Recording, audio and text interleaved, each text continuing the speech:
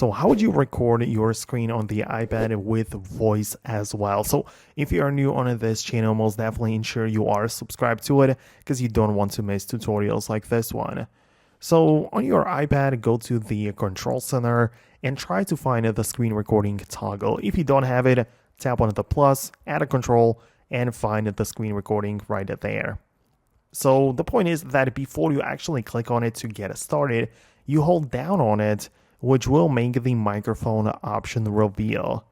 And you want to make sure it's selected. Like of course, if it's red, it's turned on, meaning that not only you're capturing the screen, but also the sound, like the thing you speak over it.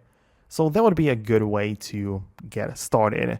However, if you, for example, have it like already captured without the voice, or you simply just want to add it later, you can use video editors for it. For instance, there is the iMovie app, which lets you create a video clip like that and use the microphone icon within the video editor to add a voiceover later on, as you can see, while editing the actual video.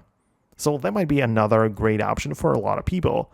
Same thing for different video editors, like even a CapCut, which is actually a bit more professional video editor, has that option built in where you can just add a sound and record it directly to the video editor. So it works well because you can comment on whatever is going on the screen, right? So it just lets you create the perfect voiceover.